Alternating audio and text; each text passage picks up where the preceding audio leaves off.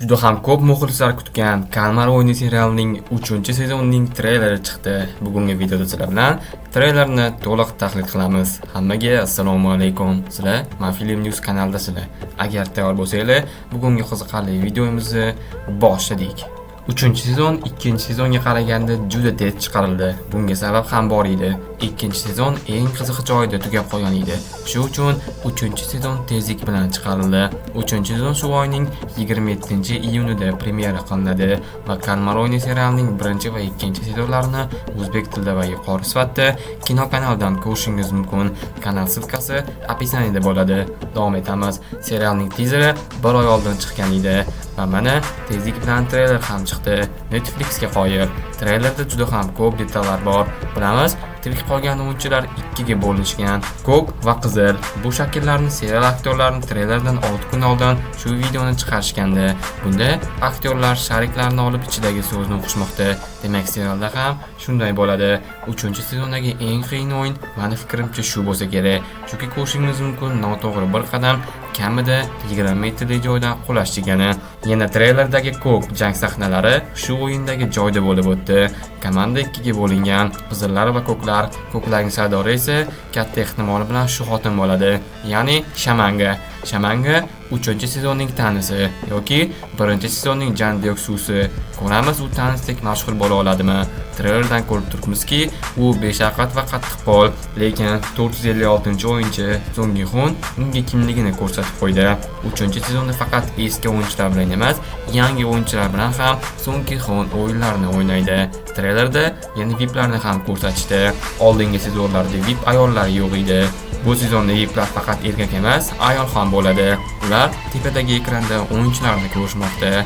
Serialda oldingi sezondan biri Song Gi-hunga yordam berib kelayotgan frontman, ya'ni 001 raqamli o'yinchining ukasi Junhoni ham ko'rsatishdi.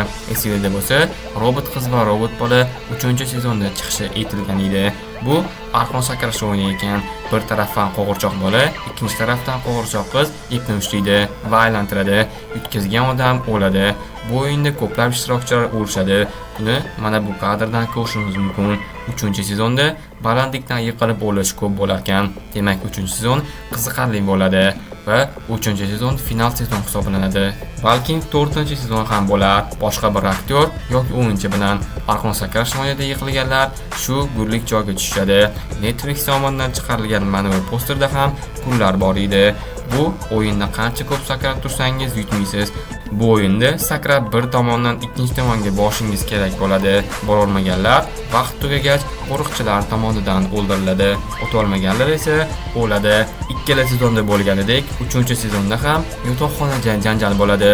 Ovqat berishayotganda plasmassa o'rniga ataylab temir vilka, pichoq yoki boshqa narsalar berishadi va jang boshlanadi. Keyin kimdir o'yinni to'xtatishni so'raydi. Meni fikrimcha, Mashhur o'yinni to'xtatishni so'raydi va so'rovnoma o'tkaziladi. O'yin to'xtaydimi yo'qmi noma'lum, lekin yana 456-o'yinchi g'olib bo'ladi. Treylerni oxirida ko'rishingiz mumkin. U kostyumda va qo'riqchi bilan frontman oldiga kelyapti va frontman Song Gi-hun oldida yuzini ochadi. Ular nima haqida gaplashishlarini esa serial chiqqandan bilib olamiz. Lekin Song Gi-hun u yerdan juda hayron bo'lib chiqib ketyapti. Ikkinchi treyler chiqmaydi. Bitta treyler ham yetadi. Ikkinchi sezon 1-sezondan 3 yil o'tib chiqqani uchun tizer va treylerlar ko'proq bo'lgandi. 3-sezon esa 2-sezondan yarim yil o'tib chiqmoqda. Shu uchun bitta treyler chiqarildi. Netflix tizer yoki serialdan parcha chiqarishi mumkin, lekin treyler chiqarmaydi. Siz 3-sezondan nimalarni kutasiz? Fikringizni kommentariyada yozib qoldiring. Treyler haqida yana kanalda video chiqadi. Shu uchun hoziroq kanalga obuna bo'lib qo'ying. Yana anime ishqibozlari uchun anime kanali ham bor. Bemalol o'tib, anime haqida qiziqarli videolarni ko'rishingiz mumkin. Faqat obuna bo'lish esdan chiqmasin. Videoni reklamadan so'ng davom ettiramiz. Sizlar YouTube kanal ochdinglar va videolar qo'yasizlar. Videolarga previewlarni ham o'zingizlar qilib, logo bannerlarni ham o'zingizlar qilgansizlar va videolaringizlar ko'pmas, kam prosmotr oldi. Nima uchun? Birinchidan, sifatsiz preview. Odamlar sizlarning videolarini ko'rishdan oldin ustidagi rasmiga, tekstiga qarashadi va sizlarga Sizlarga hozir ikkita rasmni ko'rsataman. Ikkalasi ham bitta filmning videosi, lekin prevyular har xil. Va mana sizlar albatta o'ng tarafdagisini tanlaysizlar, ya'ni buni. Chunki bunda personajlar to'g'ri joylashgan va tekst to'g'ri yozilgan va preview zo'r chiqqan.